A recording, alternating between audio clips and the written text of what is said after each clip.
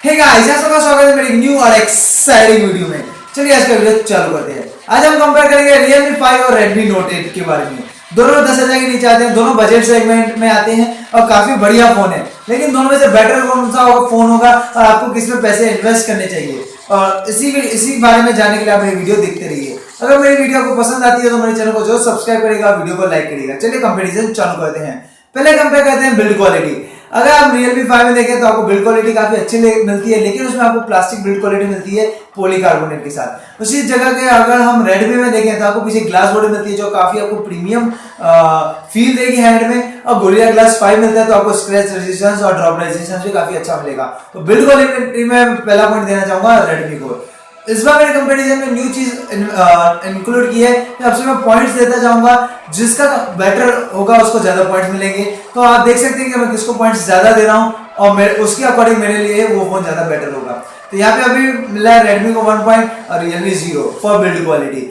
आगे बढ़े तो पीछे की तरफ आते हैं कैमरास, जो सब लोगों के लिए काफी इंपॉर्टेंस है। दोनों फोन में आपको 4 कैमरास देखने मिलते हैं, लेकिन जो मेन सेंसर होता है Realme में आपको 12 मेगापिक्सल का देखने मिलता है और Redmi में 48 मेगापिक्सल का देखने मिलता है। तो आप सोच ही सकते हैं किसकी कैमरा क्वालिटी बेटर होगी। Obviously Redmi। तो इसमें भी कैमरा क्वालिटी में मेरा अकॉर्डिंग Redmi विनर रहेगा, क्योंकि बाकी जो वाइड एंगल मैक्रो है वो दोनों में सेम है। 8 मेगापिक्सल 2 मेगापिक्सल दोनों के अंदर मैक्रो है और 2 मेगापिक्सल दोनों में डेप्थ सेंसर है। तो मेन जो डिफरेंस आता है मेन सेंसर का आता है। इसमें मेन सेंसर 12 मेगापिक्सल का है और Redmi में मेन सेंसर 48 मेगापिक्सल का है। मेरा अकॉर्डिंग ये भी पॉइंट मिलना चाहिए Redmi को। तो Redmi 2 Realme 0। तो इस अभी तक Redmi पॉइंट्स में काफी आगे निकल चुका है कंपेयर टू Realme, और Realme ने अभी तक किक स्टार्ट भी नहीं किया है। तो आपका कहना क्या होगा, कौन जीतेगा?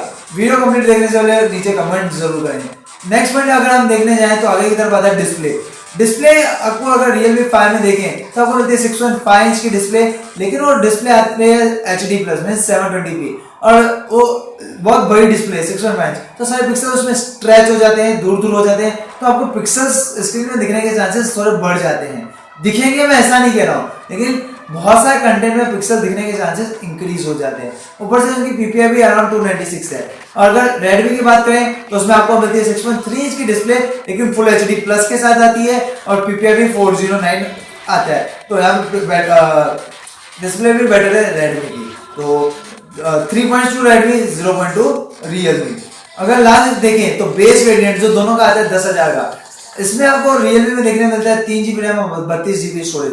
तो मेरा अकॉर्डिंग एंड्रॉइड में काफी कम है 2019 में, लेकिन वहीं पे Redmi ने अच्छा स्टेप उठाया है। अच्छा स्टेप उठाते हुए इसको हमने 4GB रैम और 64GB स्टोरेज दे दी है। तो बेस वेरिएंट सेम प्राइस में बेटर दे रहा है Redmi। तो 4 पॉइंट्स, यहाँ पे 0 पॉइंट्स। चार्जिंग देखें तो चार्जिंग में यहाँ पे आपको मिलती है 5000 mAh बैटरी Realme में, 4000 Redmi में।